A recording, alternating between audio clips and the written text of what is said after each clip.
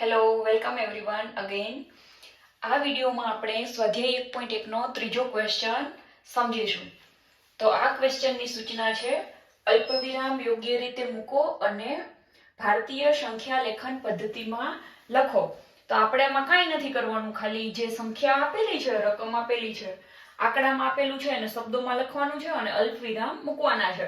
તો આપણને બધાને ખબર છે કે ભારતીય સંખ્યા પદ્ધતિ પ્રમાણે લખવાનું હોય ત્યારે અલ્પવિરામ કઈ રીતે આવે, તો કે પહેલા પાછળથી ને 3 સંખ્યા મૂકો અને અલ્પવિરામ કરો, પછી બે સંખ્યા મૂકતા જાઓ, અલ્પવિરામ કરતા જાઓ. તો ચાલો આ પહેલી સંખ્યા જે આપેલી છે આપણે હમણાં વાંચશું નહીં, શબ્દમાં પછી લખશું. પહેલા શું કરીએ ને અલ્પવિરામ મૂકીએ. તો કયો નિયમ છે ભારતીય સંખ્યા લેખન પદ્ધતિનો?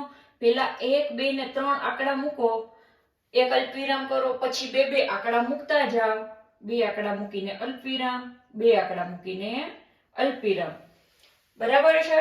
તો હવે આપણે આને શબ્દમાં પણ લખવાનું કીધું છે કે સંખ્યા લેખન પદ્ધતિમાં લખો. તો આપણે આને વાંચીએ. એકમ, દશક, સો, હજાર, 10,000, લાખ, 10 લાખ, કરોડ. બરાબર? તો આને લખશું કઈ રીતે? 8 કરોડ 75 લાખ 95,000 762. બરાબર છે? ચાલો ભારતીય સંખ્યા લેખન પદ્ધતિનો હવે તમને નિયમ યાદ રહી ગયો. 3 આંકડા મૂકી અને અલ્પવિરામ, પછી 2 આંકડા મૂકીને અલ્પવિરામ, ને પછી જો 2 આંકડા બચ્યા છે તો એ એમ જ રહેશે. હવે આને વાંચતા આવડે બધાને, સારી રીતે વાંચો જોઈએ. એકમ, દશક, સો, હજાર, 10,000, લાખ ને 10 લાખ. 10 લાખ આવ્યું છે એટલે લાખના આંકડા ઉપર કોણ છે?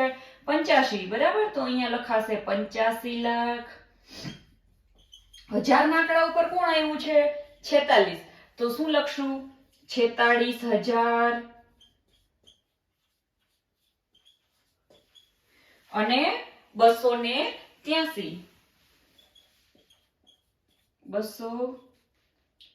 283. બરાબર છે? ચાલો હવે અહીંયા 3 આંકડા મૂકીને અલ્પવિરામ, 2 આંકડા મૂકીને અલ્પવિરામ, 2 આંકડા મૂકીને અલ્પવિરામ. એકમ, દશક, સો, હજાર, 10,000, લાખ, 10 લાખ ને કરોડ. ચાલો અગેન કરોડ વાળો આંકડો આવ્યો છે. તો કરોડના આંકડા ઉપર કોણ છે? તો કે 9. તો 9 કરોડના અંક ઉપર છે એટલે અહીંયા લખશું 9 કરોડ. લાખના આંકડા ઉપર કોણ છે? તો કે 99. તો શું લખશું આપણે? 99 લાખ.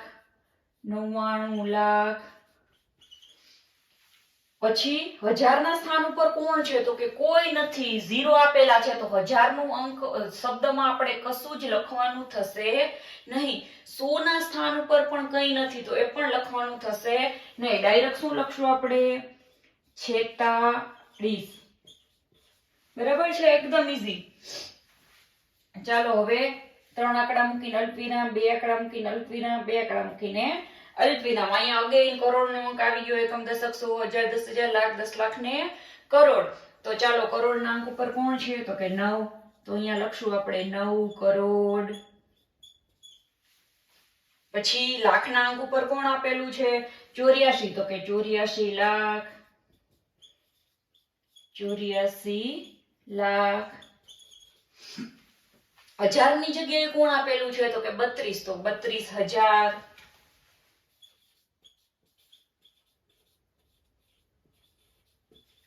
અને 100 ના સ્થાન ઉપર કોણ આપેલું છે? 701. બરાબર છે?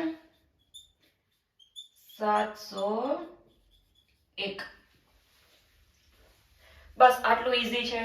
હવે ક્વેશ્ચન 4 આપણે નેક્સ્ટ વિડીયોમાં સમજીશું. જો આ વિડીયો તમને હેલ્પફુલ થયેલો હોય તો નેક્સ્ટ વિડીયો જરૂર કન્ટિન્યુ કરજો. Thank you.